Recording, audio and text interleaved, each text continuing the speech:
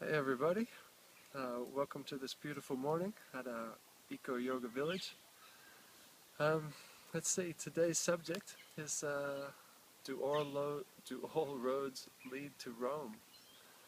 And in terms of the spiritual path. So our understanding is that there's complete freedom in the universe and free will.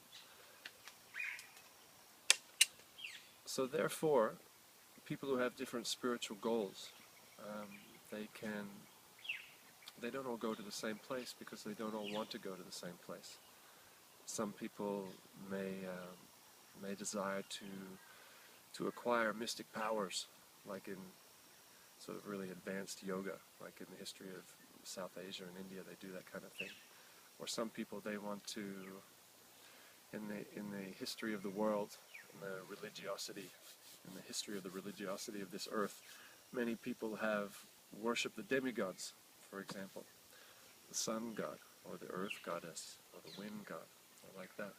So for those people, they will go there, according to Bhagavad Gita. And some people worship the ancestors, so they will go to the ancestors. Or some people like Plato, it talks about the cultivation of virtue. So some people may want to continue taking rebirth on the earth or in some sphere like this, but becoming better and better, more understanding, more forgiving, more kind, more merciful, more compassionate, more honest, and so on. So those people are free to do that also. And some people, in terms of an objective calculation of happiness and freedom, some people may desire to try something a little lesser, to try what it's like in an animal species or a bird species, and that's also available, although that is considered to be a relinquishing of some of our freedoms, and the happiness in the lower species isn't as great. But there are many spiritual paths, and everyone is free to follow those paths as best as they see fit. I think it's quite an immature understanding of spirituality to think that because one is in a different culture or a different religious tradition, a different wisdom tradition, different time, says a prayer in a different language, wears different clothes. These things are all external and not important. So whether one is worshipping the demigods, say 2,500 years ago in the Greco-Roman culture, worshipping Apollo or something like that, or Jupiter, then there's no difference from worshipping Jupiter or the sun god, Vivasvan, in, say, the Sanskritic culture of India. There's no difference there. And similarly, even in monotheistic traditions, where the highest goal is seen to go back to the spiritual world, go back to Krishna, or go back to God, or go to the kingdom of God, we would argue against that there's one right path, and every other path is somehow ineffectual. It's not like that. There is a supreme father and mother, and any child who loves their mother and father in their own unique way can go to that mother or father.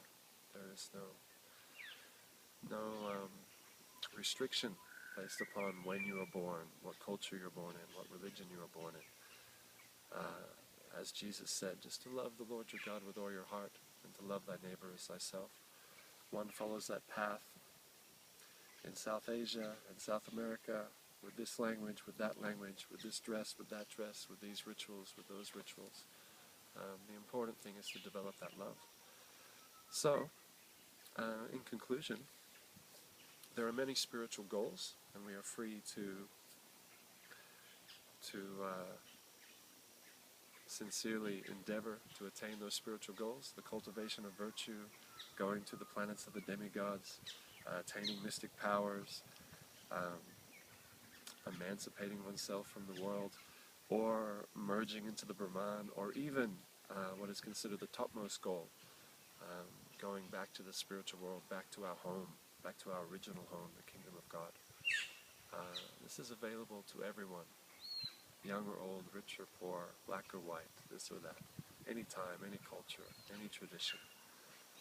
It's open to everyone. Freedom, total freedom. Freedom to harmonize with the laws of nature and the metaphysical principles of the universe. Just as a final analogy, just like if we understand how to harmonize with the laws of nutrition, for example, the laws of health, it doesn't matter you're 2,000 years ago in this place, or 5,000 years ago in this place, or here today. There are laws of nutrition. You eat healthy, you breathe healthy, you deal with your emotions in a holistic and healthy manner. You become healthy. It doesn't matter if you do it in this language or that language or this culture or that culture. Similarly, metaphysical principles and laws are also universal. All right. So, my name is Madreya. This is the Eco Yoga Village here in northern New South Wales in Australia. And it's nice to see you all this morning. All the best.